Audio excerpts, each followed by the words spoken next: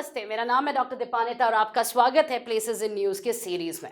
इस सीरीज़ में हम जो प्लेसेस बज़ में है न्यूज़ में उसको हम समझते हैं ताकि आपको जो भी प्लेसेस का क्वेश्चन आता है, इंपॉर्टेंट प्लेसेस का क्वेश्चन आता है प्रीलिम्स या मेंस में, आप उसको आसानी से अटेम्प्ट कर पाओ। इस पर्टिकुलर एपिसोड में मैं अक्टूबर 2024 में जो प्लेसेस न्यूज़ में थे उसके बारे में मैं बात करने वाली हूँ। एज़ यूजुअल ये पीपीटी मैं इंस्टाग्राम और टेलीग्राम दोनों में शेयर कर दूंगी, but Telegram is my preferred mode of communication. इसीलिए आपका कोई भी डाउट रहता है या कोई भी you want to share something, you can connect with me on Telegram and we can I have a conversation there on these topics. Like always, इस एपिसोड में ऐसी कुछ चीज़ें हैं जो प्लेसेस के साथ लिंक नहीं है, बट कुछ इम्पॉर्टेंट न्यूज़ है जो जब मैं पढ़ रही थी तो तब आई केम अक्रॉस इट और मैंने डाल दिया था अपने इम्पॉर्टेंट नोट्स में। जैसे मैं डालती हूँ अपने नोट्स को अपडेट करती हूँ, वहाँ पे मैंने ऐड कर दिया था, तो आप लोगों के साथ शेयर करना बनता ही है। तो इसीलिए इधर इंटरनेशनल ऑर्गेनाइजेशन के सीरीज़ में या प्लेसेस एंड न्यूज़ के सीरीज़ में मैं इसको ऐड कर देती हूँ ताकि कहीं ना कहीं से आपके पास ये पहुँच जाए। सो अगर आप सोच रहे हो कि ये सिर्फ प्लेसेस होगा तो नहीं, थोड़े बहुत इधर उधर की इम्पॉर्टेंट न्यूज़ भी है इस पर्टिकुलर पीपीटी में। आते हैं चागोस आइलैंड, जो पहला न्यूज़ था। हमने चागोस आइलैंड को पहले भी एक न्यूज़ में पढ़ा था, क्योंकि तब से बात हो रहा था कि भाई किसके पास ये जाने वाला है, डिस्प्यूट किसके बीच में है। डिस्प्यूट है मॉरिशस और ब्रिटेन के बीच में था। एंड ये जो चागोस आर्किपेलागो है यहाँ पे इसको लेके डिस्प्यूट था। अब सभी को पता तो होगा लोकेशन कहाँ पे है, बट कौन से islands are part of the Chagos Archipelago important है। क्यों इंपॉर्टेंट है उसमें भी आता है, बट अगर आप देखते हो तो वहाँ पे पेरोज बानहोज है, सैलोमन आइलैंड्स है, Nelson's Island, Three Brothers, Eagle Islands, Danger Island and Egmont Island है। ये जो आइलैंड्स है इसके साथ साथ एक डिएगो गार्सिया बोल के आइलैंड है। डिएगो गार्सिया आपने पढ़ा होगा या आपने सुना होगा कि ये एक यूएस नेवल बेस है, बट ये टेरिटरी एक्चुअली यूएस का नहीं है, ये टेरिटरी यूके का है, जिन्होंने लोन पे दिया हुआ है to the US to have its base there. अब डिस्प्यूट क्या था कि भाई ब्रिटेन ने कॉलोनियल पीरियड में तो ये ले लिया था चागोस आइलैंड। अब मॉरिशस जब आज़ाद होता है तो मॉरिशस कहता है कि भाई ये तो हमारा है और हमें वापस चाहिए, तो ब्रिटेन कहता है नहीं नहीं यार, हम नहीं देने वाले हैं इसको। उस समय पे इंडिया से भी इस 2024 के बिगनिंग में मॉरिशस ने इंडिया से भी जब पूछा तो इंडिया ने कहा नहीं, ये एरिया तो आपका ही है and we will support your rights over these islands. और यहाँ से शुरू होता है द एंटायर डिस्प्यूट, किसका है किसका नहीं है। बट फाइनली अक्टूबर में जाके ब्रिटेन ने कहा कि हाँ भाई we will cede the sovereignty to Mauritius, ठीक है, तो मॉरिशस को दे दिया गया। बट इस अग्रीमेंट में डिएगो गार्सिया को सेपरेट रखा गया, क्योंकि इसमें यूएस का प्रेजेंस है, तो यूके और यूएस दोनों ने कहा कि दूसरे आइलैंड्स हम आपको दे सकते हैं, right, we can give the sovereignty and see, आपको जो करना है बनाना है बना लो, बट डिएगो गार्सिया रहेगा यूके और यूएस का ही। तो जो टेरिटरी डिएगो गार्सिया है इस पर्टिकुलर आइलैंड में अभी भी यूएस का नेवल बेस रहेगा और यूके का सॉवरेनिटी रहने वाला है, ठीक है। सो कोई भी रीसेटलमेंट प्रोग्राम कर सकता है, वॉट एवर यू वॉन्ट यहाँ पे हो सकता है, but UK will retain the sovereignty rights over Diego Garcia. ये एक्सेप्शन याद रखना है, क्योंकि चागोस आर्किपेलागो में हमें पता तो है कि डिएगो गार्सिया है, बट डिएगो गार्सिया को अभी तक यूके के अंडर ही रखा गया है, मॉरिशस को नहीं दिया गया है। आते हैं नेक्स्ट न्यूज़। अल्बानिया में इंडिया ने एक नया मिशन स्टार्ट किया है अल्बानिया में। अब अल्बानिया है कहाँ पे? तो if you go to the map, I have another map, ये रहा। सबसे पहले तो हम एक लार्ज स्केल में मैप को देखते हैं, उसके बाद we'll come to the exact location of it. So it is in Europe, very close to Italy, right, very close to Italy. ये है आपका अल्बानिया, राइट। हम लोग यूजुअली अल्बानिया को इतना कॉन्सेंट्रेट नहीं करते हैं, we don't look at it from the map perspective, but यहाँ पे इंडिया ने एक मिशन खोला है अपना डिप्लोमेटिक फुटप्रिंट को बढ़ाने के लिए। तो अल्बानिया के पास आपका एड्रियाटिक सी आता है और आयोनियन सी आता है। This is where the names of the seas are important. Albania का लोकेशन इंपॉर्टेंट है आपको। एंड जो मिशन है उसका जो ऑब्जेक्टिव रहने वाला है, it is basically strengthening bilateral relations, एक ट्रेड और इन्वेस्टमेंट को फैसिलिटेट करने का एक पुश दिया जाएगा थ्रू दिस न्यू मिशन। ठीक है, अब साउथ ईस्ट यूरोप में लाई करता है, and as I said 2 seas हैं, एड्रियाटिक एंड आयोनियन सी है। बॉर्डरिंग कंट्रीज में Kosovo, Montenegro, North Macedonia and Greece, ये 4 कंट्रीज हैं। Excuse me. अब आते हैं next news, Falkland Islands and Gibraltar पे। अब फॉकलैंड आइलैंड्स की अगर हम बात करें तो 2 हिस्सों में बटा है, एक है वेस्ट फॉकलैंड और ईस्ट फॉकलैंड। अब सबसे पहले लोकेशन, तो लोकेशन की अगर हम बात करूं, यहाँ पे वेस्ट फॉकलैंड दिया हुआ है बट ईस्ट फॉकलैंड भी इसी के पास में ही है। सो this is your south America. South America के बाद यहाँ पे कम टू द बॉटम एकदम, तो यहाँ पे अर्जेंटीना है, but remember one thing, Chile का बॉर्डर यहाँ पे आता है। So Chile is right here, and यहाँ पे आता है आपके फॉकलैंड आइलैंड्स, राइट। तो फॉकलैंड आइलैंड्स के 2 हिस्से हैं, ईस्ट एंड वेस्ट, एंड इसके ऊपर न्यूज़ है। तो इसको मालविनास आइलैंड्स भी कहा जाता है। ये एक self governing overseas territory of the UK, and Britain ने कहा है कि भाई गिब्राल्टर और फॉकलैंड आइलैंड्स का सॉवरेनिटी कभी भी यूके नहीं देने वाला है, ये निगोशिएशंस पे भी नहीं आनी चाहिए। तो बात यही है कि भाई अगर शागोस आर्चिपेलागो मॉरिशस को दिया जा रहा है, बात यहाँ पे आती है कि क्या फॉकलैंड आइलैंड्स पे भी बात की जाए, तो उन्होंने कहा कि नहीं भाई, they are not similar, right? Falkland Islands is very important from the strategic point of view. वहाँ पे यूके का प्रेजेंस बना रहेगा इन दी अटलांटिक ओशन के नीचे एकदम आपका साउथ अमेरिका के पास में। On the other hand UK का बेस कई जगह पे है when it comes to Indo Pacific. तो इसी वजह से UK has clear cut said no negotiations when it comes to Falkland Islands and Gibraltar. Self governing ज़रूर है बट यूके के सॉवरेनिटी के अंडर ही रहने वाला है। So that is about Falkland Island, and Falkland Sound या Falkland Strait से divided है East Falkland and West Falkland। आते हैं नेक्स्ट कजाकिस्तान में, जहाँ पे पहली बार एक रेफरेंडम रखा गया था लोगों से पूछना कि भाई एक न्यूक्लियर पावर प्लांट बनाया जाए कि नहीं। And this referendum took place and majority of voters supported it। कहा गया कि ये एक village of उल्केन near lake बल्काश।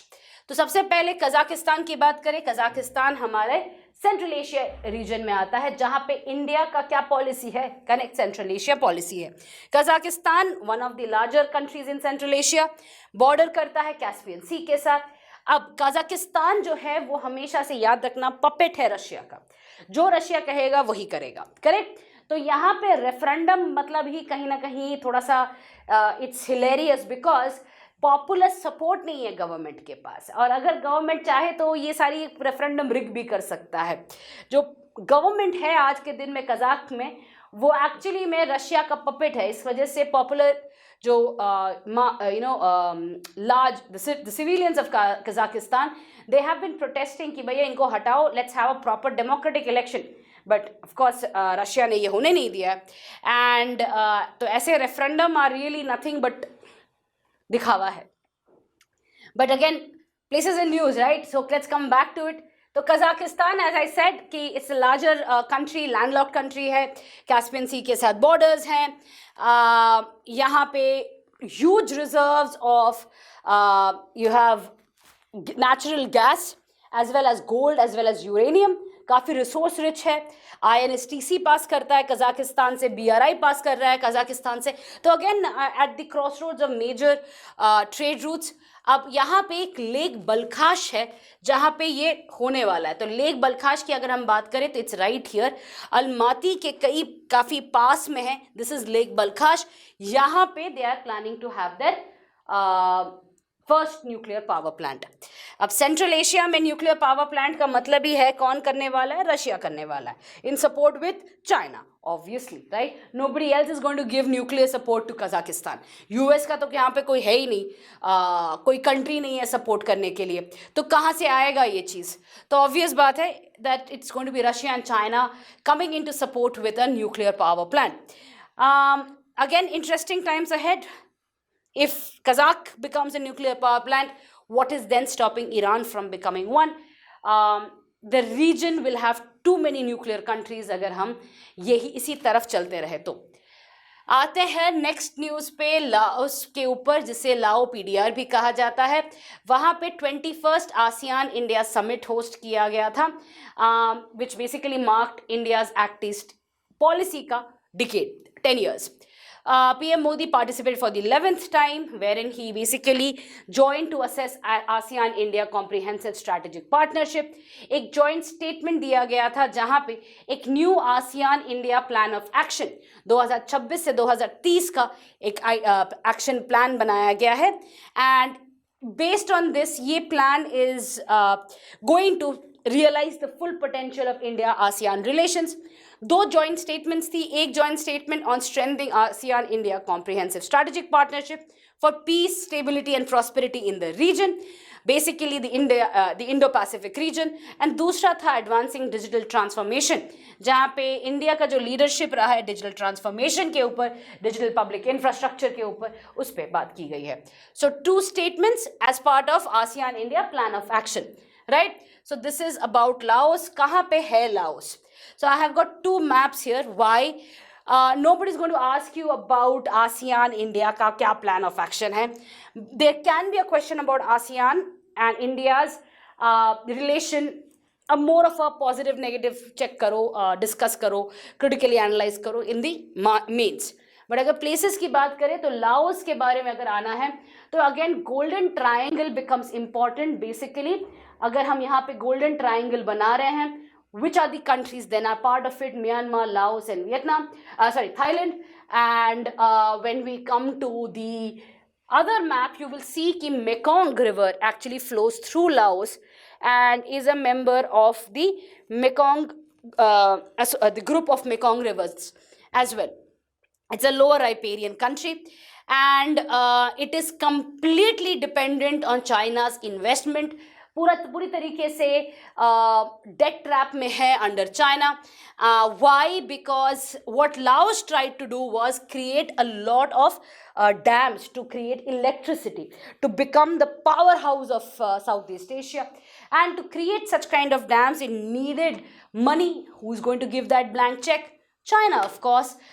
China gave it, and आज के दिन में Laos is unable to pay it back, and therefore it is now under a debt trap of China. So that is basically Laos, a very interesting country. ज़्यादा हम पढ़ते नहीं हैं Laos के बारे में क्योंकि लाओस कभी चाइना के खिलाफ आवाज़ नहीं उठाता है. It is one of the countries which is very pro-China in ASEAN. We usually study Philippines, Indonesia, Malaysia. We never study Cambodia, Laos, because both the countries are very, very pro-China when it comes to matters discussed in ASEAN. Let's come down to Brazil. Brazil ने recently decision लिया है कि वो China के BRI का हिस्सा नहीं बनेंगे. Now, this is again interesting news. Why? Because India was the first country to say कि भाई हम चाइना के BRI में हिस्सा नहीं लेंगे because of CPEC, China Pakistan Economic Corridor, जो कि पास कर रहा था through an illegally occupied territory, illegally occupied Kashmir के थ्रू में. अब इसके बेसिस पे इंडिया ने मना तो कर लिया, पर ब्राज़ील ने वहाँ पे तो ये दिक्कत थी नहीं अबाउट कोई ऐसा trade route which passing through illegally occupied territory. But Brazil का रीजनिंग बड़ा इंटरेस्टिंग रहा है कि ब्राज़ील को बैलेंस करना है चाइना और यूएस के बीच में. So that's the reason why Brazil ने कहा है कि it's not going to participate in any of the initiatives of BRI, but it is open to increase trade relations with China.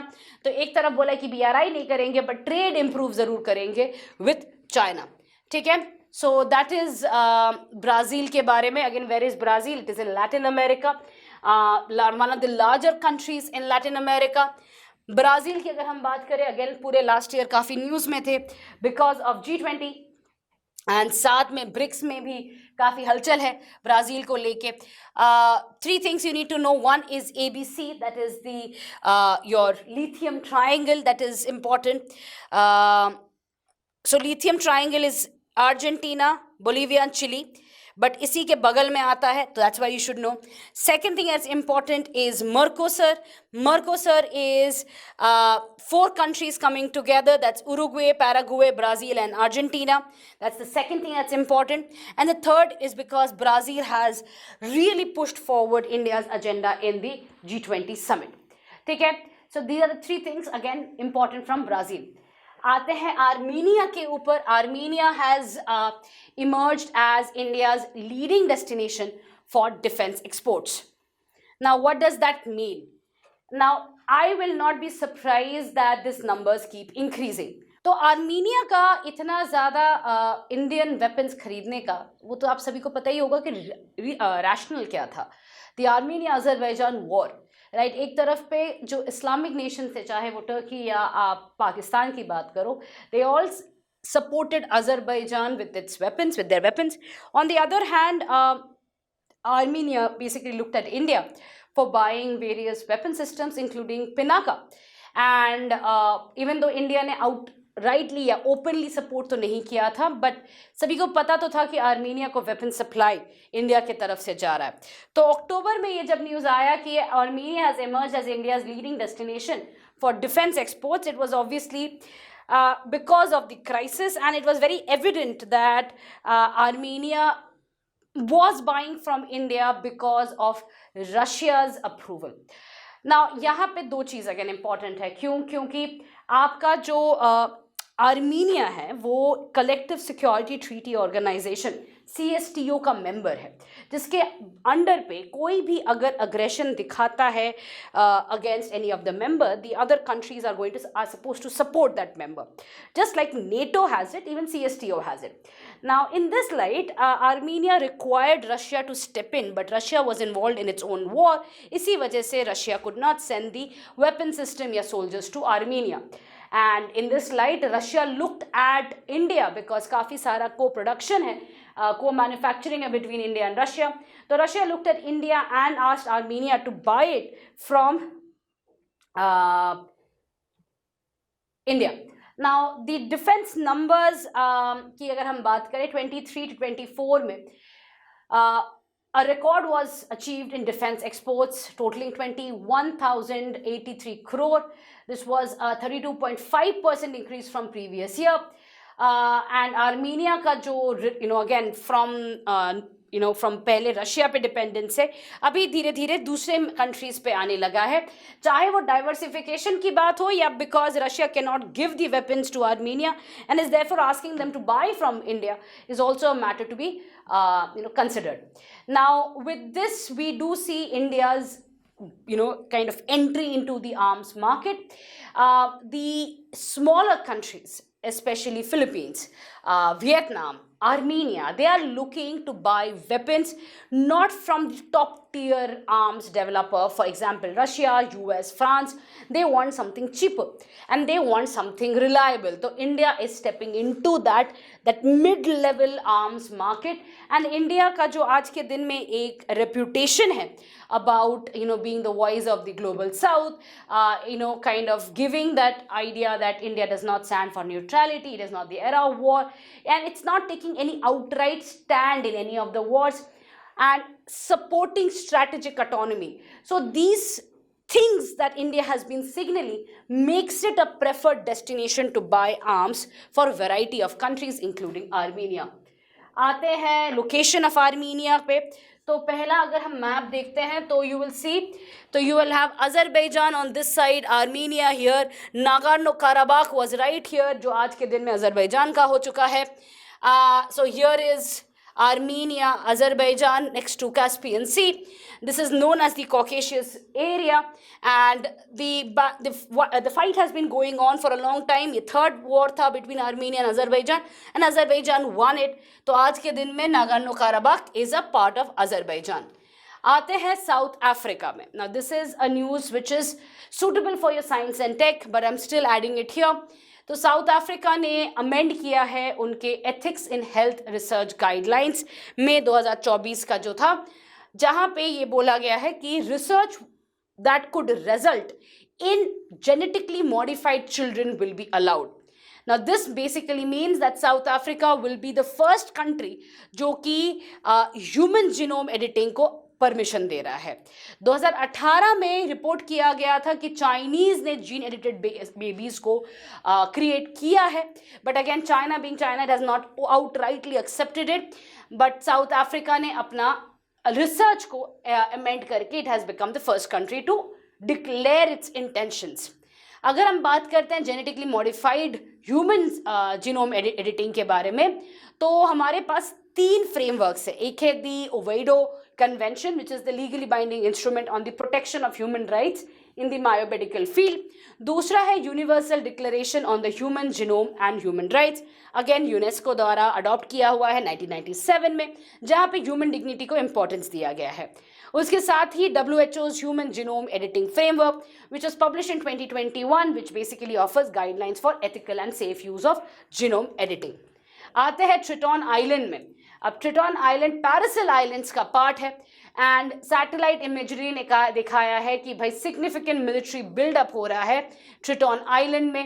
पैरासिल islands जो है वियतनाम के पास है and it is a disputed island और islands between Vietnam, China as well as Taiwan. Taiwan का भूल जाओ, China and Vietnam के बीच में पैरासिल आइलैंड्स को लेके बहुत ज़्यादा इश्यूज चल रही हैं।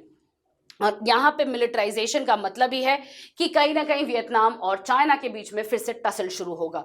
एक तरफ हमने लास्ट वाले एपिसोड में ही स्प्रैटली आइलैंड्स के बारे में बात किया था, अभी आ गया पैरासिल। तो साउथ चाइना सी में एक तरफ चाइना कह रहा है कि नहीं बातें करते हैं, पीसफुली बात करेंगे, नेगोशिएशंस करेंगे, दूसरी तरफ मिलिटराइजेशन या मिलिट्री आउटरीच बढ़ाए चल रहा है, which basically indicates that China has a bigger plan in these waters. आते हैं कोलंबिया को लेके। India and Colombia have signed an important agreement to work together in film industry.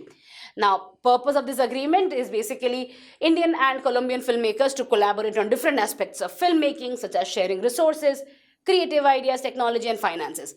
All of this is part of the agreement. Now, location again is important. It is here. Via the Caribbean Sea, Colombia has access to Atlantic as well as to the Pacific Ocean.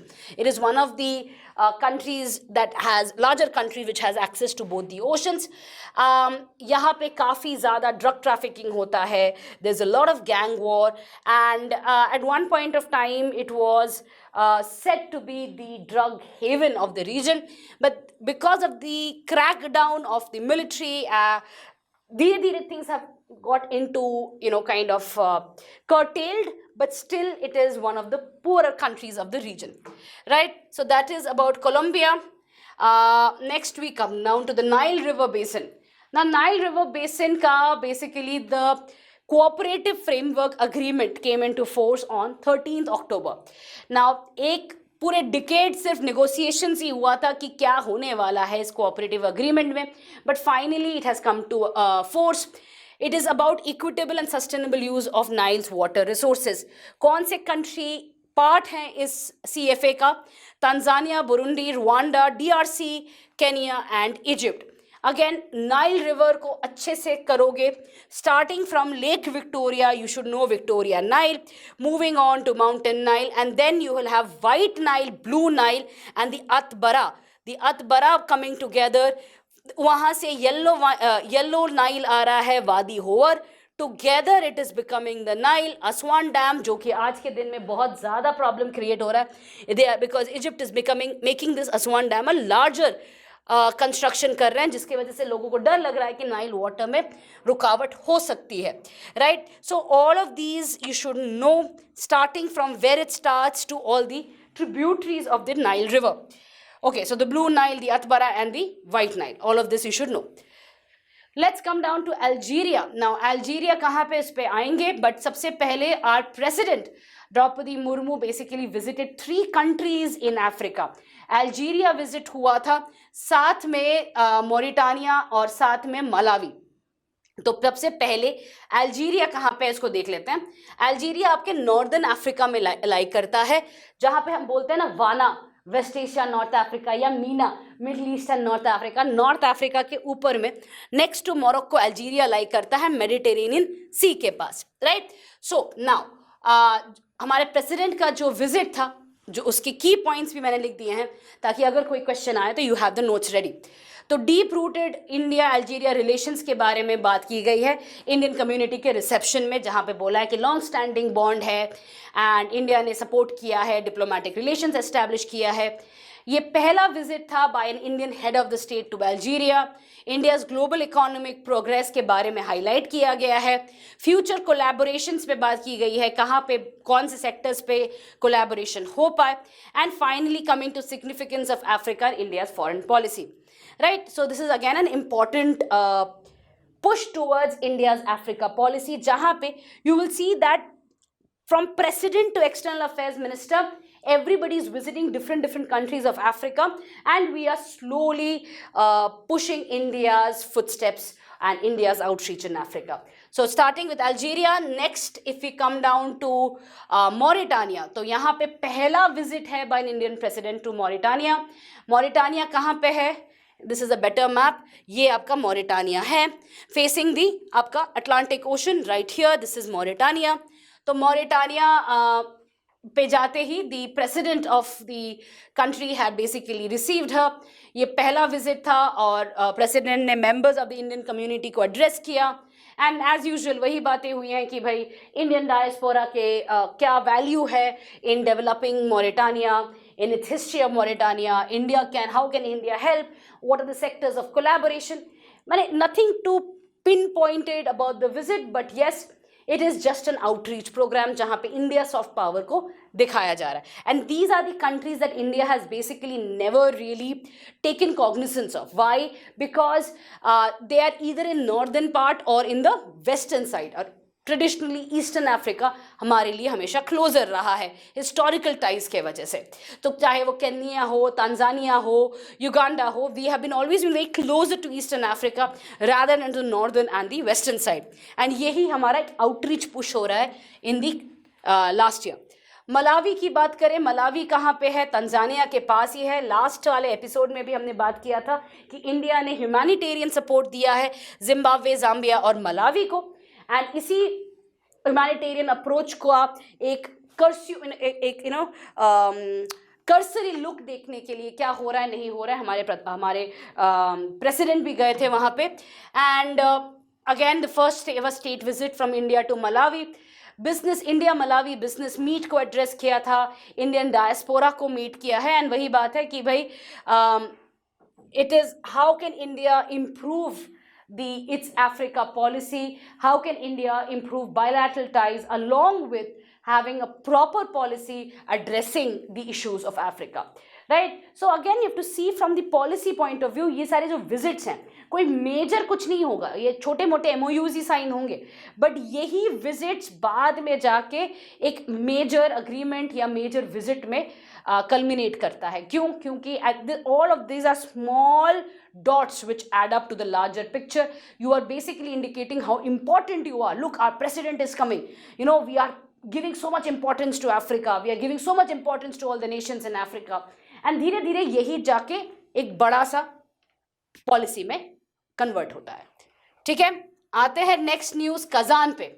BRICS summit हुआ था Kazan. Kazan कहाँ पे है ना? Kazan you already know जो USSR था, कई सारे रिपब्लिक्स थे। Russia is also a part, has many republics in it.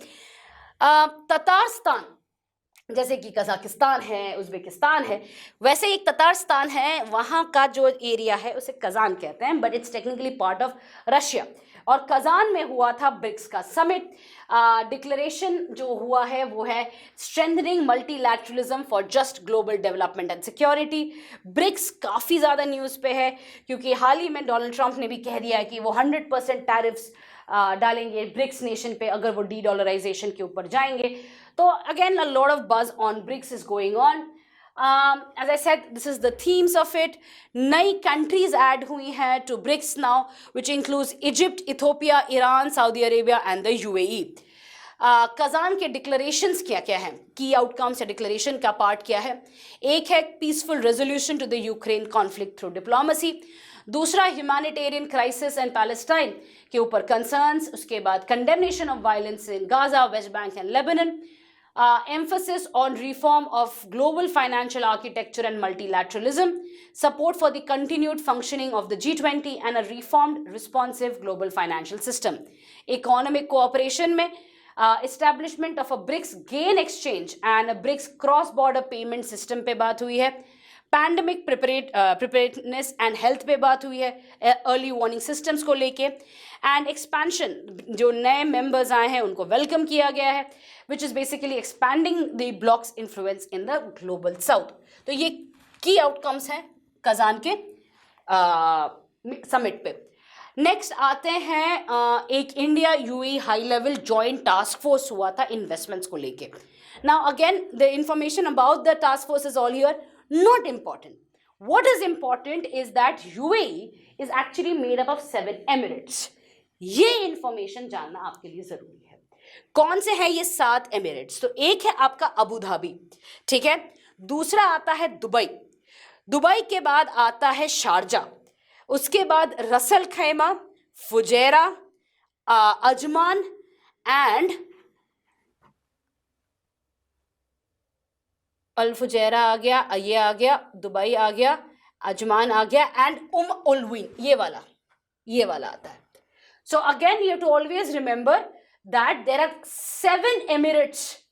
There are 7 emirates in UAE, there are 6 members in GCC. तो उसमें जो 7 एमिरेट्स हैं वो आपके हैं, जो आपका नाम जो आपको याद रखना है, अबू धाबी, दुबई, उसके बाद आपका Ajman, Sharjah, Ras al Khaimah, Fujairah and Quwain. तो ये जो 7 एमिरेट्स हैं इसके नाम आप याद रखना है. लोकेशन याद रखने की जरूरत नहीं है, but 7 emirates you should know. Again why? Because UAE has been in news for again काफी ज्यादा न्यूज में है. नेक्स्ट आते हैं आपका अंटार्कटिका को लेके. अगेन न्यूज था कि scientist from University of Exeter and Hertfordshire ने सैटेलाइट इमेजरी के थ्रू देखा है कि vegetation levels in Antarctica has increased. Moss काफ़ी ज़्यादा ग्रो होने लगा है. The green cover has increase 10-fold. Now this is of course study that has happened because Antarctica news में रहा है. What you need to know instead is कौन से सीज हैं अक्रॉस जो around Antarctica. For example Ross Sea, उसके बाद Amundsen Sea, then you have the Bellingshausen Sea, the Weddell Sea. तो ये सारे जो सीज हैं अंटार्कटिका में, that is something you need to remember, right. And clockwise याद रखोगे क्योंकि क्वेश्चंस हमेशा कभी क्लॉकवाइज एंटी क्लॉकवाइज आ सकता है. तो you should know about the seas, Ross Sea, Amundsen Sea, Bellingshausen Sea, Weddell Sea. उसके साथ साथ you should also know which are the यहाँ पे इंडिया का कौन सा आपका रिसर्च सेंटर्स हैं, जैसे कि दक्षिण गंगोत्री इज हियर. इसके अलावा अभी इंडिया का कौन सा और एक है, please let me know in the comment section कि कौन दक्षिण गंगोत्री को छोड़ के और एक कौन सा इंडिया का यहाँ पे रिसर्च स्टेशन है. Okay, apart from that let me move on to, और कुछ इंपॉर्टेंट है यहाँ पे नहीं. Let's move on to the next news. UNIFIL के बारे में. So UNIFIL is basically United Nations Interim Force in Lebanon, जो कि एक पीस कीपिंग मिशन है जो इस्टेब्लिश हुआ गया था 1978 में. And it was focused on basically जो हॉस्टिलिटीज थी उसके सीज फायर को मेंटेन करने के लिए, right, and security along the blue line. Now अगर हम बात करते हैं तो ये इजराइल का टेरिटरी है, ये सीरिया है. This is where your UNIFIL is there. So when I was in Israel, India के एक आर्मी लीडर थे, मतलब I am not sure exactly what his rank was, but he was heading the UNIFIL at that point of time. And I had gone to the Rosh HaNikra, एकदम border के पास, Nahariya तक train जाता है, and then you can go to Rosh HaNikra. Beautiful place at this point of time, जहाँ पे आपको Mediterranean दिखता है. And if you go there, you can actually meet the UNIFIL के soldiers who are right there, and I had met them. And the Indian army chap was basically commanding the force at that point of time, and he was telling me about how dangerous is that blue line, क्योंकि हमें लगता है काफ़ी piece है, but rockets exchange होती रहती हैं. उस समय पे हिजबुल्ला काफ़ी एक्टिव था, बट आज के दिन में you know that Hezbollah has taken definitely a hit, right. तो मिड अक्टूबर में आते हैं बैक टू द न्यूज़ कि 34 यूनिफिल ट्रूप कंट्रीब्यूटिंग नेशंस ने कहा है कि भाई जिस तरीके से पीस कीपर्स पे अटैक किया जा रहा है ये सही नहीं है, एंड इसराइल को कंडेम किया गया है कि ये नहीं करना चाहिए, बिकॉज इसराइली जो अटैक हो रहा है, रॉकेट्स लॉन्च किए जा रहे हैं, उससे कई सारे यूनिफिल के सोल्जर्स को हार्म हुआ है। नेक्स्ट आते हैं हमारा पेट्रापोल लैंड पोर्ट पे। तो जो पेट्रापोल लैंड पोर्ट है वो लार्जेस्ट है साउथ एशिया में। तो पेट्रापोल तो इंडिया के तरफ है, बेनापोल जो है वो बांग्लादेश के तरफ है। एंड 27 अक्टूबर को हमारे यूनियन होम मिनिस्टर ने मैत्री द्वार का इनॉग्रेशन किया था। So you should know where is Petropol and where is Maitri Dwar. Nearly 70% of land-based trade between India and Bangladesh takes place through this land port. So this is Petropol and this is Benapol. Next is Malabar naval exercise, जो कि पहले India US के बीच में होता था, आज के दिन सारे क्वाड मेंबर्स के बीच में हो रहा है। ये विशाखापट्टनम में हुआ था अक्टूबर 2024 में। सो मालाबार में कौन से कंट्रीज पार्टिसिपेट करते हैं, you should be able to write them down. तो आते हैं अभी अगले न्यूज में रिगार्डिंग एससीओ। तो हेड्स ऑफ गवर्नमेंट का मीटिंग था शंघाई कोऑपरेशन ऑर्गेनाइजेशन का। ये मीटिंग इंटरेस्टिंगली इस्लामाबाद में हुआ था, जहाँ पे हमारे एक्सटर्नल अफेयर्स मिनिस्टर गए थे। ऐसा विजिट पहली बार 9 साल में हुआ था। एंड आपको मैंने इंटरनेशनल ऑर्गेनाइजेशंस वाले एपिसोड में भी कहा था कि एससीओ आज के दिन पे कहीं ना कहीं इंडिया के लिए रेलिवेंट नहीं रहा। हम सिर्फ रैट्स के लिए वहाँ पे है, दैट इज़ दी टेररिज्म का जो डेटाबेस है। अब इसीलिए जो भी हमने बात किया है वहाँ पे हमारे एक्सटर्नल अफेयर्स मिनिस्टर ने किया है, वो भी टेररिज्म को लेके ही किया है। तो चलिए समझते हैं कि क्या क्या टेक अवेज रहे हैं इस पर्टिकुलर मीटिंग के। तो एक तो वही था कि भाई India remains the only SCO member to oppose China's BRI.